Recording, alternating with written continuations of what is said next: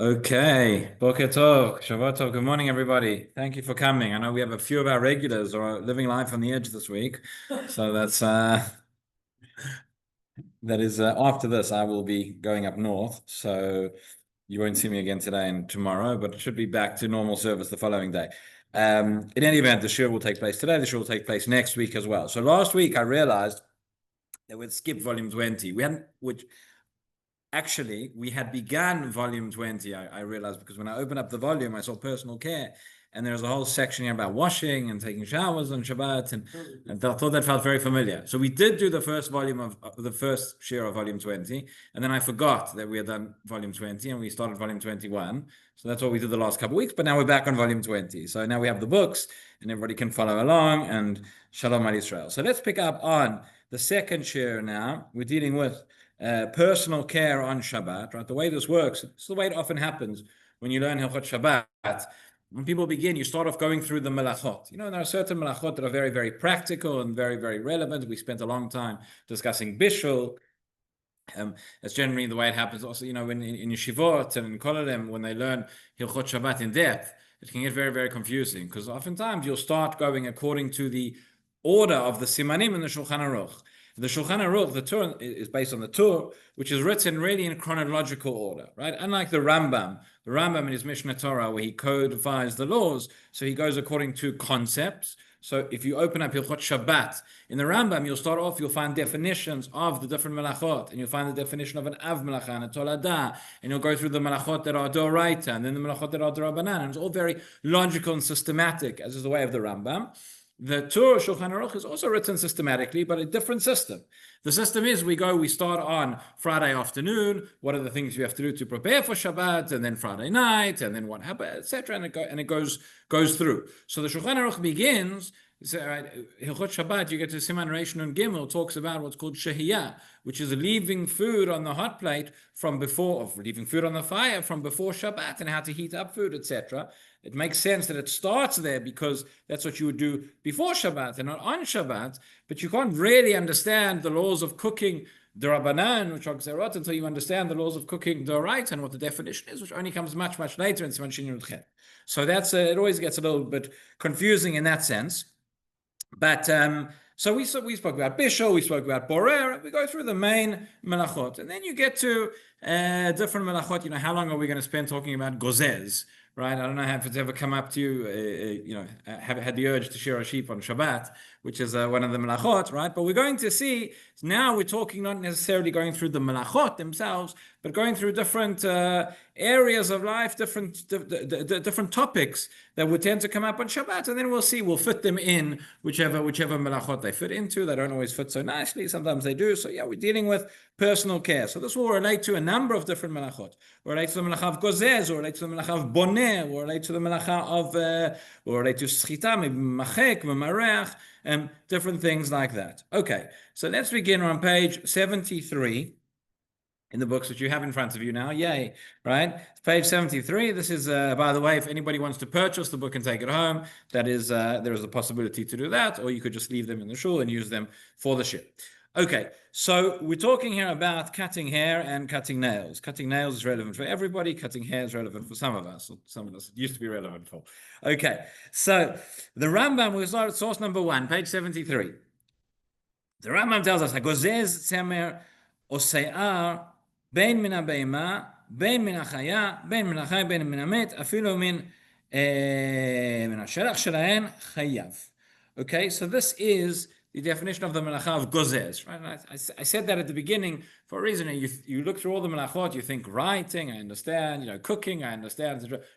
Gozez, sure, we understand that this was performed in the Mishkan. When is this going to be relevant in our lives? Right, the melacha of gozez. The truth is that it's very, very relevant because the question of cutting nails or trimming nails or hair, etc., all of that is related to the melacha of gozez.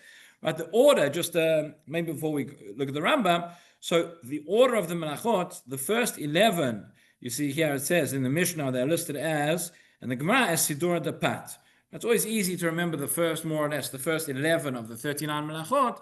Those are the melachot that are involved in making bread. After that, it becomes a little bit more difficult to remember the order. But here we have, this is not brought in the is not brought in the Gemara in any way to remember these, but the Rishonim talk about it.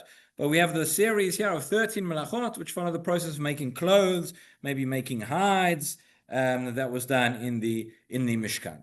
Okay, so the Rambam said what? He says, Gozez, semer or sa'ar, so shearing wool or hair from any type of animal, whether it's living or dead, one is going to be liable for that. So let's see the Menuchat Ava, source number 2, which is a fairly contemporary work on Hilchot Shabbat. He says, introduction to the Melacha, Melechet Gozez Yachat Milamed Tet Avot Melachot Asrot Min HaTorah B'Shabbat. Okay, this is one of the 39 Av Melachot which are forbidden on Shabbat. Mahut Melechet Gozez hi Nituk va'akirat dvarim agdelim beguf ba'alei chayim. It's always the challenge and very, very important with each of the melachot, really understanding what is behind the melacha, what is the action, what is the change that is taking place, so that I can understand where this melacha is going, where the other applications are going to be. So he says, what is the essence of the melacha? Nituk va'akirat dvarim agdelim beguf ba'alei chayim. So it's removing, it's detaching items which grow on the body of an animal. Of course, if you would detach items which grow on a plant, that would be the melacha of kotzer, right, of harvesting, of uprooting, but here it's gozer. So it's essentially, lahavdil, but essentially what kotzer is to plants, so gozer would be to animals. You detach it from the place where it grows. Etc. Okay, hairs, nails, all these other types of things. Where did we find this in the Mishkan?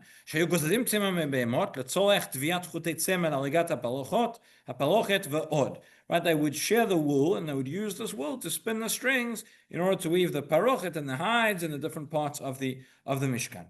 There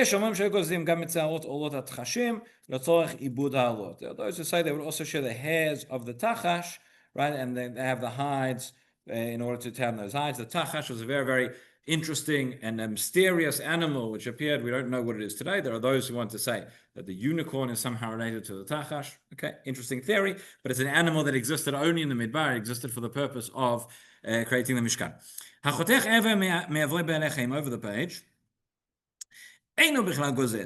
Okay, it doesn't mean you're allowed to do it, but it says cutting off limbs of an animal, and that is not included in the melacha. That's part of the body itself. It's not something that grows on the body. In other words, just to understand, it's something that is attached to the body, that is not the body itself, that is growing like the hair, like the nails, etc., that we detach. That would be the melacha of gozez. Now the Mishnah brings us the first practical application here, as we said, removing one's fingernails. That would be, according to what we've said, that would be fit into this melacha. And we find a dispute in the Mishnah, source number 3. One who removes one's fingernails with one another, in other words, with one's hands, without using an implement, right?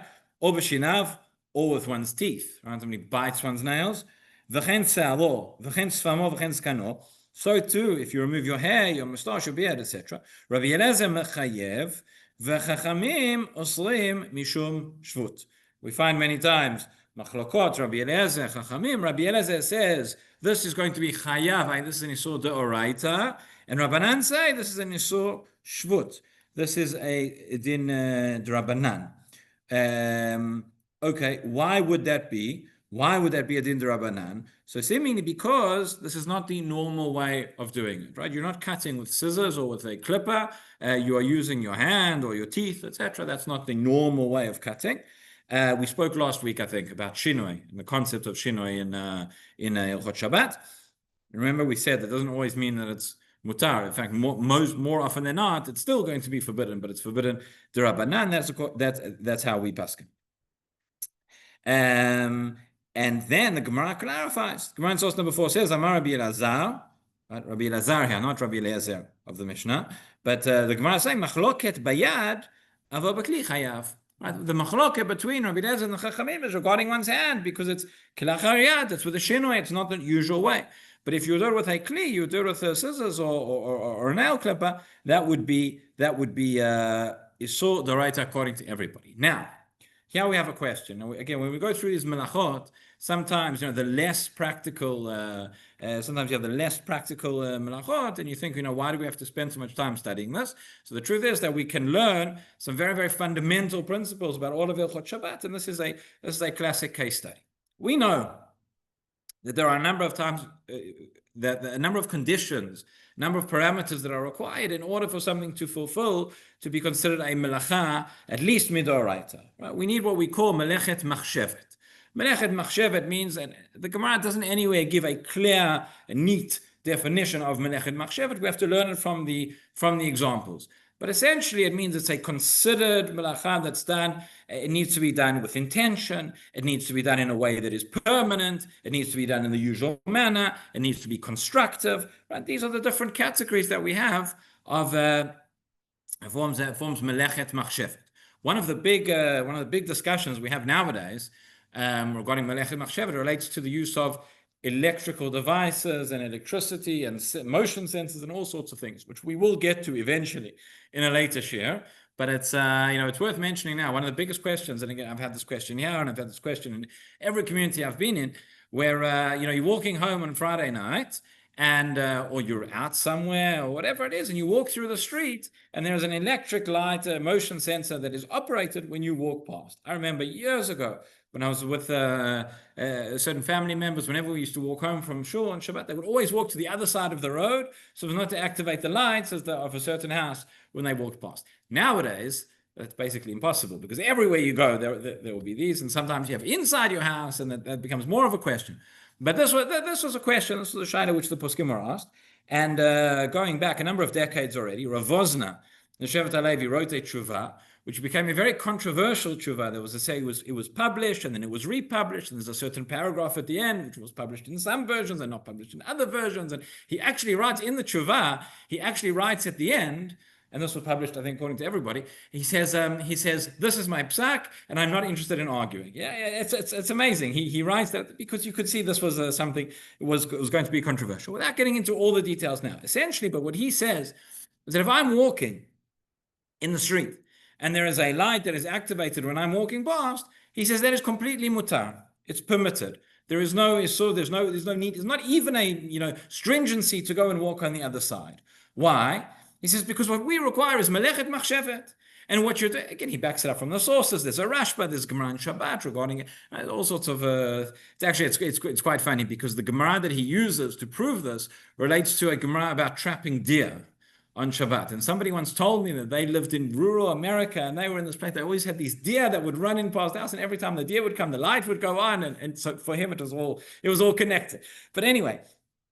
But he says, melechet machshevet means there has to be an action, there has to be some sort of intent. He says, in this instance, there's no intent, there's no action. It's not that there's not melechet machshevet, it's not melacha and it's not machshevet. All you're doing is you're walking along. Now, how far can we take this? And how far can we extend this? There is a minority opinion, that's a very minority opinion, not the mainstream consensus. But there are those who wanted to say, and this is why it became so controversial, there are those who wanted to say, look, if you're just walking, that can't be a melacha, right? So if I have a door, an electronic door with a motion sensor, and I walk towards the door, I haven't done anything, I'm just walking, there's no melacha. And therefore, any motion sensor, according to this line of thinking, any motion sensor is completely permitted, and there is no prohibition at all on Shabbat in order to use it. This was a big pulmus, as they say. This was a big controversy a number of years ago. Again, the vast majority of the poskim do not accept that line of thinking for a very simple reason. Rav Eitam Henkin, Shem Yikom Damo, he was a tremendous Talmid Chacham, and it was very, very tragic. He was murdered at a very young age in a terrorist attack. But he wrote a lot. He wrote a lot about this, about many other topics. A lot of his work was found on his computer and was published posthumously.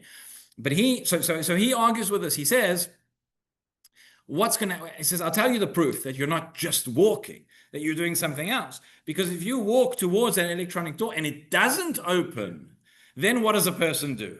He doesn't walk into it and he doesn't stop. He stands there and he goes, na, until the door opens. He doesn't write na in his essay, but that was my addition. So therefore, you can't just say that you're not doing it. Right? So there's a long discussion. And again, the general consensus is that where where this is my walking or whatever action is the normal way of operating the motion sensor, operating whatever device it is, that would be forbidden, and we'd have to find ways around it. Okay, it's a long discussion. As I say, we will get into electricity at a later stage. But the point is, I bring all that to show, how this question, these principles are very, very important to understand. When is it melechet machshevet? When is it permitted? When is it forbidden, etc. So within melechet machshevet, some of the famous discussions we have, there's a discussion about mitkaven or eno mitkaven. Your battery is running low. You might want to plug in your PC. Everything's open. I don't know if we can reach anywhere, but we'll try. So. Right, we have a couple of disputes throughout Masechet Shabbat between Rabbi Shimon and Rabbi Yehuda. One of them relates to mitkaven, eno mitkaven, psik reisha, etc. Not going to get into that. But what concerns us for now is an extension lead in there. Is there in there? It's my fault for talking so much about electricity. So we have another concept, what's called, and I'm sure everyone's at least heard the term, which is melacha she'ena tzricha legufa. Right? Melacha that is not needed for its own sake. Now, what exactly is the definition of a melacha she'ena tzricha legufa? What do those words mean? That is the subject of much discussion. But essentially, the most common understanding is maybe one of two things. There are those who understand. We know that all the melachot, as we've already discussed a number of times in this year, that the melachot are learned from the construction of the Mishkan.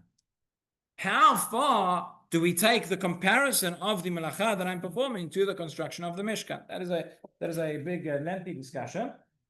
But there are those who say that when the melacha that is performed now is in a very, very different way and for a different purpose than the way that it was performed in the Mishkan, maybe that is a melacha she'ena tzricha legufa. That is one interpretation. There is another interpretation which says melacha she'ena tzricha legufa essentially means, I don't. So let's move. Let's just move it. I just don't want people to.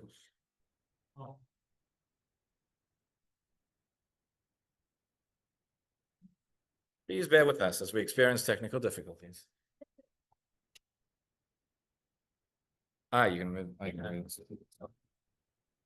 we're going to move it by just to get close. Possibility to get probably in there. Okay. All right, now I'm further away. Can you all still hear me? So, yes. Okay. All right, so melacha she'ena tzricha legufa essentially means that the melacha is being performed not for its own sake, meaning I am performing the action which causes the melacha, but I am not interested in the result of the melacha. Let's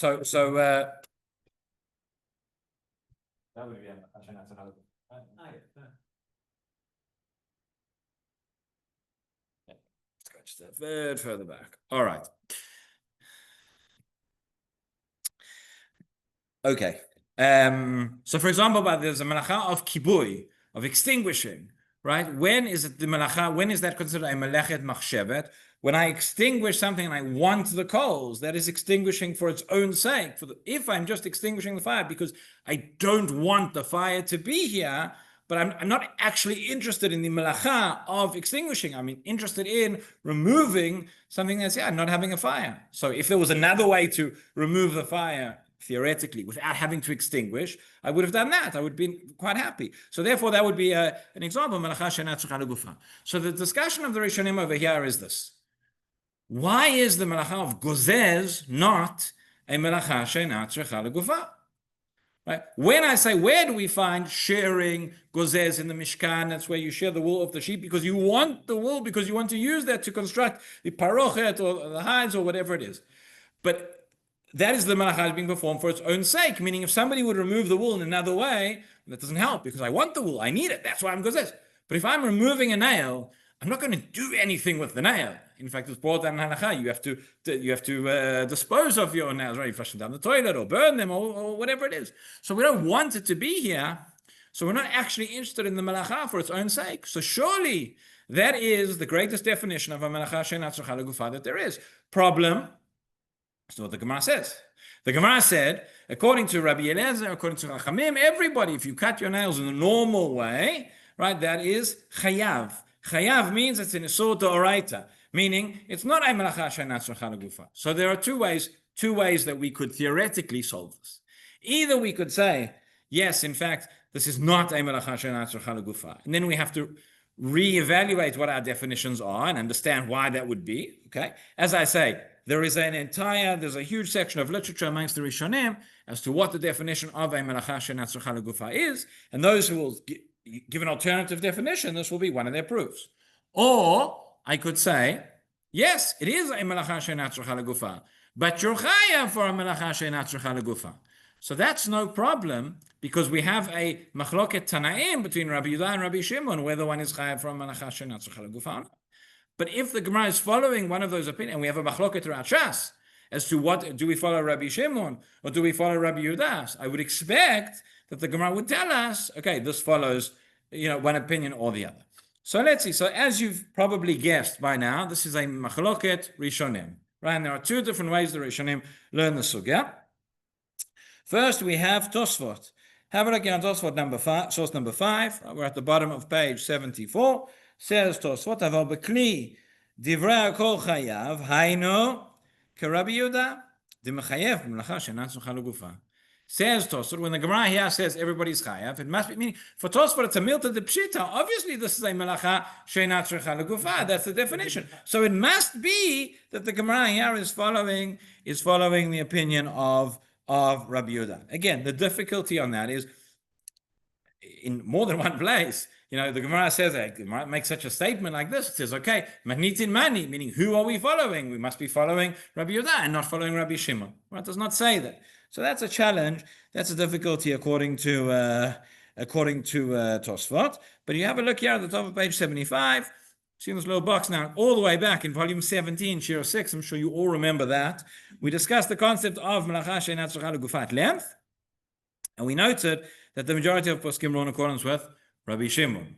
Okay, we're also going to have to see how do we paskin. If the Shulchan Aruch holds like Rabbi Shimon in other places, but he paskins this Gemara, so then we have a problem, right? Performing a melacha she'eina tzricha legufa is only rabbinically prohibited on Shabbat. By the way, this is different to a nomit kaven. Right? These are the two famous machlokot. When by a nomit kaven, the machloket between Rabbi Yehuda and Rabbi Shimon is whether it is mutar or not. Right? Something which I don't and there's a lot that can be said as to what exactly is the difference between davar she'eina melacha she'eina tzricha legufa and davar she'eino mitkaven. But essentially, davar she'eino mitkaven is a case where I don't intend to perform the melacha. Melacha she'eina tzricha legufa, I'm doing the melacha. I know I'm doing the melacha. I intend to perform the action that is the melacha. I'm just not doing it for the sake of the melacha. A nomit kaven is where I'm doing action A and I don't intend to do action B. For example, I'm in the garden having Seudah Shlishit. It's a nice sunny day, and I'm out somewhere, so I can't come to shul. But I'm at home, and I'm having Seudah Shlishit in the garden, and I want to go and wash my hands. So if I wash my hands doing Tilat Yadayim over the grass, I was once, I think I mentioned this in a previous show. I was once at somebody's house, not from this community, but and they had Seudah Shlishit out on the patio, and it was all very, very nice. And they said, let's go and wash, and we all went to wash in the corner, and they had all their pot plants, and they said, wash your hands over the plants that we don't waste the water. And I said, slight problem with that, but because but that's exactly the idea of that's a nomit kaven, but it's a psik ratio, right? So meaning a nomit kaven, my intention when I'm washing my hands is to wash my hands. That's what I'm doing. That's action A. However, by doing action A, I'm also inadvertently, or maybe not so inadvertently in this case, doing action B, which is that I'm watering the plant. I mean, I'm not taking a bucket of water and pouring it over the plants. I'm taking an atla and pouring it over my hand. But I'm also watering the plants. So that is the action of a nomit kaven, where it's done in a way that I'm going to get benefit from the result, or where it's definitely going to happen. That's called a psik reisha, and there Rabbi Yehuda and Rabbi Shimon would both agree that it is forbidden. Even though it wasn't your intention, it doesn't help that it wasn't your intention, because it's definitely going to happen. The classic case of a nomit kaven that we will allow is where where it may or may not happen, right? And then, so let's say I'm walking on long grass, right? And it could be, we've discussed at the beginning, if I was to sit and pull out the grass from the ground, that would be kotzer. I'm uprooting the plant from where it is. If I walk on the grass, Okay, and when I walk, I may, with my footsteps, may uproot some of the grass with each step. So that would be the melacha. But I may or may not. Some steps I'll take and the grass will be uprooted. Some steps I'll take, the grass will not be uprooted. So that's a no mitkaven. I'm not intending to uproot the grass. I'm intending to walk. I'm allowed to walk on Shabbat. Am I allowed to uproot the grass? No, but it's not my intention. It's not definitely going to happen, and therefore it's allowed. If the situation was such, and the discussion, we saw this once, the discussion between the Mishnah Berurah and the Rosh Hashulchan, if it's very long grass and I have very sharp shoes or whatever it is, and every step I take, definitely grass is going to be uprooted. So that's a psikration, and that would be forbidden. Okay, but the point is that a nomit kaven, the machloket between Rabbi Yehuda and Rabbi Shimon, is whether it's allowed or it's not allowed. By melacha she'ena tzricha legufa, that is not the machloket. The machloket is, am I chayav or is it patur aval asur? In other words, it's still going to be forbidden. The question is it forbidden on a level of doraita or is it forbidden on a level of drabanan? But nonetheless, so we saw that Tosfot says the Gemara goes according to Rabbi Yehuda, and we said that the majority of poskim actually rule according to Rabbi Shimon, but the Rambam, according to the way that many understand, again, this is another big discussion, it's a point of contention, but many understand that the Rambam follows the rule of, simply the rule of Rabbi Yehuda.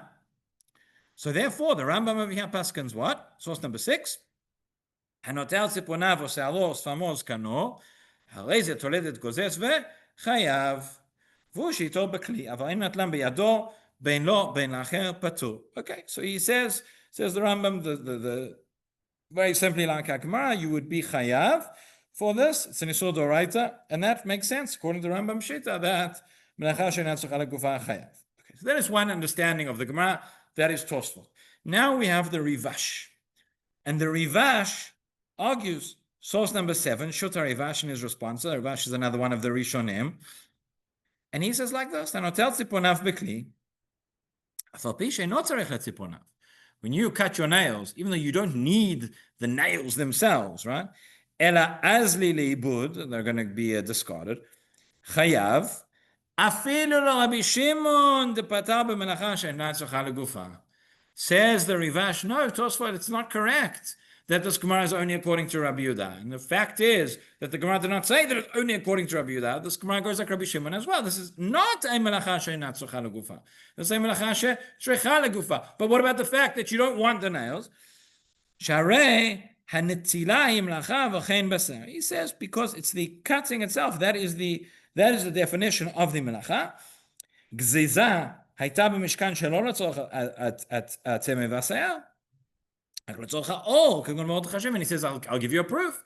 He says, we see in the Mishkan that the gziza, the shearing, wasn't just for the sake of the wool itself. Shearing was where you had these hides of the tachash, right? And you would smooth out, you would remove whatever is on those hides as well.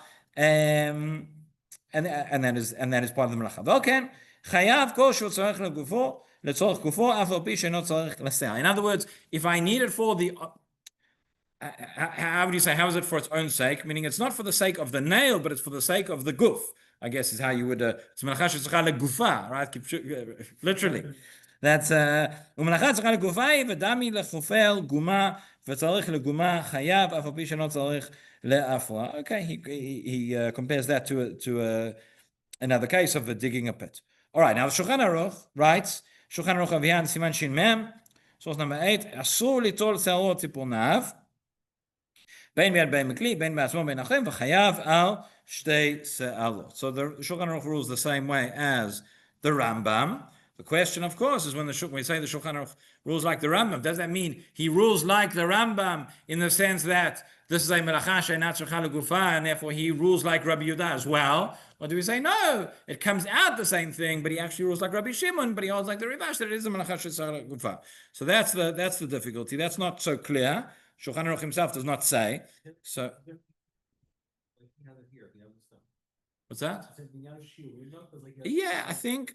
So I didn't look it up now, but I think the Rambam writes that in a different place. The Rambam has a different chapter where he talks about all the shurim. Yeah. So the Biur Agra, the Vilna Gaon, here on source number 9 says Satam kedat Rambam, Talacha Rabbi Yehuda melacha she'ena tzricha legufa.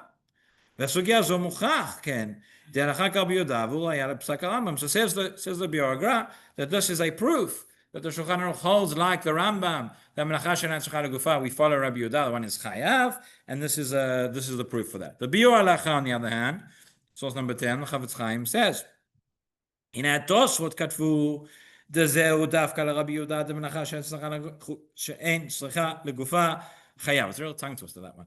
אבל לרבי שמעון פטור, אף בכלי, ומשום זה תמו האחרונים על הראש והטור שהציגו הדין, הלא הם פסקו כרבי שמעון, וגם המחבר, האיך סתם בדין זה בסתמה. Right? So, again, he's saying, like, if we follow the opinion of Tosfot, who say to melacha she'eina tzricha legufa, the Rambam we understand, but the Tur, the Rosh, the other Rishonim who hold like Rabbi Shimon, and who hold generally that melacha she'eina tzricha legufa one is not chayav for, but yet they bring this in. So he said, and we saw the Gra said this is the proof we follow Rabbi Yehuda. Okay, over the page, top of 77, V'nei Rivash. Yeah. Is it a question of quantity here as well? I mean, for example, if it was like one hair or a corner of the nail or something like that. Okay, so the corner of the nail we're going to get to, but yeah, you're right. So that's why the Shulchan Aruch said chayav al shtei salos. With every malacha, you're right. With every malacha of Shabbat, we have a minimum quantity for which one would be chayav, that one would be liable. So you have even by there's a whole chapter, and the Mishnayot go through. If I'm carrying, what's the minimum amount of carrying, or if I'm writing, right, two letters, whatever. We do say the chatzi shiur asur min Torah, which means one will not be chayav for less than that. There would still be a prohibition for a smaller amount, but yeah, but that would be the case. So yeah, at the top of page 77 says in Rivash b'siman shin tzadik dalek katav demlechet hagziza chashava melacha lekul le'am afilu ein tzarich la'aseh. That's what we saw. He says this is not a melacha shel tzricha legufa. Skipping to the end in bold, ve'efshar lomar shtei da'at hatov v'shulchan aruch v'shelo k'da'at hatosfot. So says the Biur halacha, not like the Gra. Says seemingly we could say that the Shulchan Aruch here paskins like the Rivash against Tosfot, that it's not a melacha shel tzricha legufa. So bottom line is, according to everybody, if one cuts one's nails, one would be chayav, right, in the normal way. The question is why? Is it because we say that we hold like Rabbi Yehuda that it's a melacha she'eina tzricha legufa, or is it because we say that cutting nails, even though you don't need the nails, nonetheless, that is considered a melacha she'eina tzricha legufa? And that would, of course, have ramifications for how we define melacha she'eina tzricha legufa in other places, but that is a dispute amongst the Rishonim, it's a dispute amongst the Achronim. We don't have a conclusive proof in one direction or the other. Okay, now, the Gemara, says something else interesting, and this relates to Henry's question. It says, Tanya Rabbi Shimon ben Elazar omer, Tziporen shepiresh ruba, v'tzitzin shepalshu ruban, beyad mutar bekli chayav chatat. What happens if I have a fingernail that has become disconnected, right? And it's only a little bit that's still left, and it can be very, very painful as well. So he says with hand, beyad mutar. He says still to cut that off with a clipper or something you cannot, but with your hand it would be allowed. And the Gemara here explains that mutar in this case means mutar completely. It does not mean patur aval asur, but it means it's permitted. And the reason is because once you do it with the hand, it is in isur d'Rabbanan. We have a principle that b'makom choli or b'makom tsar, in a place of illness or in a place of great pain, Chazal did not make a decree, and therefore, if that's the case, if the nails mostly come off and it's going to be an isur d'Rabbanan anyway, and it's causing one great pain, then one can take it off, and that is permitted. That's what the Shulchan Aruch says over here. Source number 12. He says a fingernail that was severed in pilsha luban, the majority of it was already severed, and it's causing one great pain. So if you would remove with your hand, that would be permitted, and with a clipper or scissors, that would be rabbinically prohibited. If it's only a minority that was severed, so that would still be forbidden. Okay, we spoke about this idea. We saw last time, whenever it was, that we did the first shiur on volume 20. We saw this principle of that Rabbanan did not make gzera b'makom tsa'ar. For example, when it comes to washing, we said taking a shower. One is not allowed to take a shower on Shabbat, certainly not in hot water, not even in cold water. there's a gzera, right? But Rabbi Akiva Eiger has a tshuva where he says that in a place of tsa'ar, there is no gzera. So if one is in great distress and and one needs to sort of cool oneself off, then that would be he permits that. Obviously, if one is careful with all the other things that we have discussed. Okay. Now, source number 13 of Tzvi Pesach Frank in the Har Tzvi, he writes, let's just skip to the bold. He says there are other ways of removing hair where you have the cream that's used to remove hair. He says that is, meaning, is that considered bayad or is that considered bakli? He says if that's the normal way of removing hair, so everybody agrees that would be a biblical melacha that you can be stoned for. Okay, so that is so there is no exemption of using cream that is an unusual way of removing the hair, because that is a usual way of removing the hair. One more point relating to gozez. This is a very interesting point to note as well. You remember right at the beginning of the shiur we saw in the definition of the Rambam, he said it's whether you remove it from an animal, whether it's living or dead. So Tzvi Pesach Frank here in source number 14, so דבר השאלה, בצבא של עוף מבושל שנשאר עליו נוצות, אפשר לי להסיר את הנוצות בשבט. Sometimes you have chicken that still has some feathers or some hairs on the piece of chicken. Are you allowed to remove those on Shabbat? Or is that gozez? So he says, it might be muktzah mechamat mius, but that's something else. So he says, לכאורה, מכיוון שכבר מבושל, אין בו gozez. When it's already cooked, there is no prohibition of gozez, right? שני טעמים, two reasons. שבמבושל אין גוזז, הטעם משום שכשנתפשר שם בשר עליו, כמו שכתבנו בסמוך בשם עובר אורח, meaning once it's cooked, it's not an animal anymore, it's just meat, right? ועוד אפשר, כיוון שכבר מבושל, סוף הנוצות לנתק מצבע העוף. And once it's cooked, maybe the feathers are just going to detach themselves anyway. ולכן אין בזה משום גוזז, דווקא כציפורים וציצים שפרשו רובן. So certainly it's not worse than the nail that is emotionally detached. Okay, so if you find yourself in a place where your chicken still has hairs on, you are allowed to remove them on Shabbat, and then you can eat up. Okay. That goes in. Ah. Even though a couple hairs may fall out, so turn over the page, and you'll see at the top of page 80, it says combing hair, right? So that is the next topic. So that's exactly the question. So essentially, this relates to the whole discussion that we said about Eino Mitkaven and Psik Reisha and all of this, which is this. Am I allowed to cut my hair on Shabbat? Certainly not. Am I allowed to pull out hairs intentionally on Shabbat? Certainly not. That would be related to this melacha of gozez. The question is, if I am brushing my hair in such a way that the hair may come out and the hair may not come out. So that is a classic case of Eino Mitkaven, right? If I'm brushing in such a way, now it depends. It might depend on the hair you have. Those of us who have hair, right? If you have depends on the hair, depends on the type of brush, right? If it's a very hard brush or a hard comb, right? Then, and it's certainly going to uproot hairs. Like you have I think there's discussion here about the lice combs, right? Sometimes every other day we get a message on the group of one of our kids in school. Check the hair. There's lice, right? It doesn't matter how many times you check, there are always lice. But so you have these special combs which you have to really go through the hair. It's a very fine comb and it's very firm, and it's going to uproot hair. So that you would certainly not be allowed to use on Shabbat, because that would be a psik reisha. Again, in more ways than one. But if it's the type of comb whereby it may or may not happen, your intent is not to uproot the hairs. So there's room for leniency. So let's see. That's the discussion here. Now, the source for the discussion is a very interesting place. It's from Masechet Nazir, of all places. Why we know a Nazir is not allowed to cut his hair. So the Mishnah says, Nazir chofef maspes aval lo sorek. It says the Nazir can't comb his hair.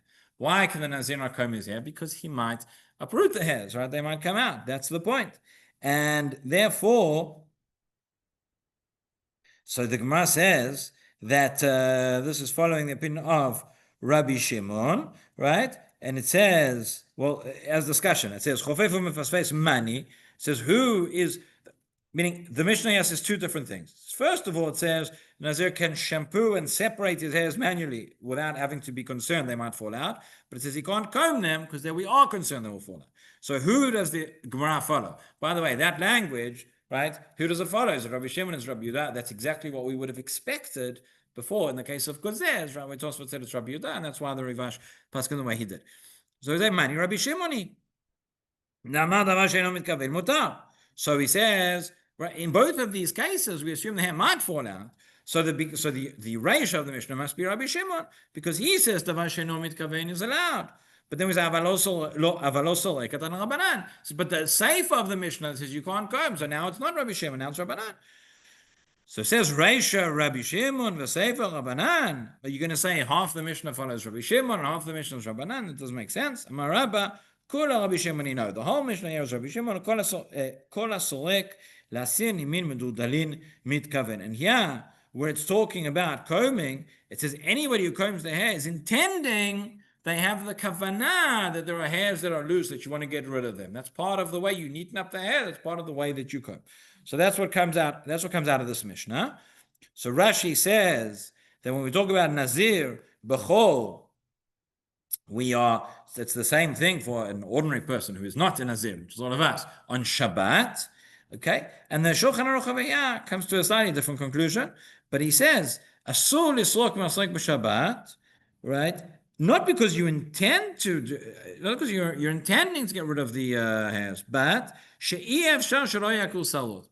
it's a psik reisha, because it's impossible that the hairs are not going to get pulled out, right? Says the Rama, you see here in the Mishnah Berurah, just this part which is in right, he brings these two reasons. Meaning, and you'll see this, obviously it's going to be a difference between them. According to the first reason, the explanation of the Gemara, which was that when one combs, by definition, one has intent to remove hairs. That means that even if the hairs don't get removed every time I comb, but it's my intention, and there will be, that would be forbidden. Meaning, according to the second reason, it's only because it definitely is going to remove. So therefore, the nafkamina between them is if one uses a soft brush that is not necessarily going to remove the hairs, would that be permitted? Would that be permitted or not? That's going to be the difference over here. Bottom line is, right, it's all going to depend on what kind of brush and how you're brushing. Have a look here, so page 82. The Orchot Shabbat. The Orchot Shabbat in source number 20, he writes, Katan shesh b'ser otav kinim, nera de'en l'solko b'maslik samich. He says, so using the thick lice comb you should not use on Shabbat. That's without getting into the discussion of are you allowed to kill the lice on Shabbat or not, which is a fascinating discussion. Maybe we can discuss another time. But Shmat Shabbat Kilchata, source number 21.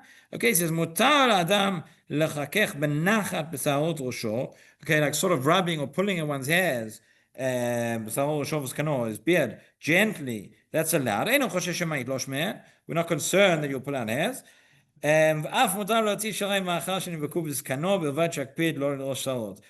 if you're very hungry and you have bits of food that are stuck in your beard, that is permitted. Okay, so once we pull the hairs out of the chicken, we can have the food out of the beard. It's a very, very appetizing shiur today. Okay, source number on the next page, top of 83. One may not comb one's hair. He says, whether it's using a comb or a thick brush or a hard brush, and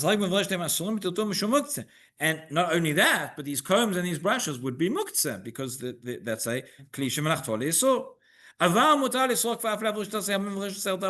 But if you have a soft brush, that would be permitted. There's great gap between the bristles of the comb, because in that way, ein chashash b'shemush b'hem yitalesh sayal. וכדי שלא יהיה נראה כובדין דוחו, טוב לכם ורשת מסריק מיוחדים לשבת ויום טוב. He says it's a good idea, if you're going to do this, to have a special brush that's designated as the brush of Yom Tov and then, or of Shabbat, and then it won't appear as an uvdin dechol.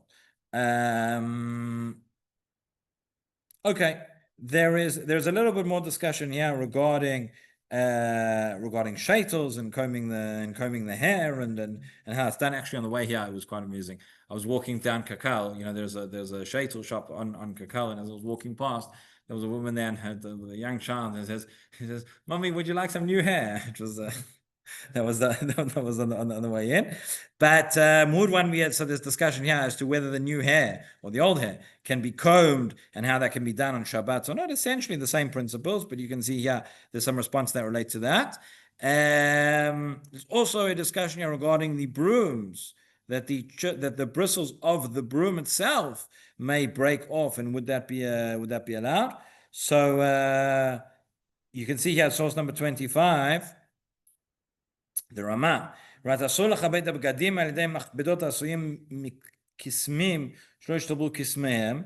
I guess in those days, the brooms they had a sort of you had a broom with the bristles themselves were sort of made of wood chips, and those might break off when you brush the clothes. And he says that one should not do that. That would be the malacha of soter, essentially. But at the end of the day, the Shema Shabbat Kilchatan, source number 27, relates both to brushing hands, brushing the shaitels, etc. He says, "Nachon imana misrikat pei hanochlit shaitel v'Shabbat v'Yom Tov, ומותר להחליק את השערות של הפה הנוכלי בעזרה מברשת בעלת שערות רכות." If you have a soft-haired brush, that would be permitted.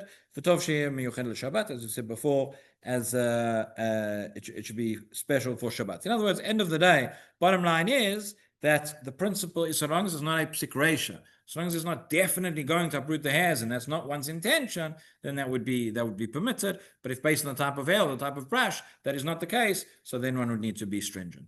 All right, we'll stop there for today. Sorry? Miss 23. Okay, you can look that up for homework. Okay, we'll stop there for today. Shakar, thank you everybody, and we will continue next week. V'ezrat Hashem.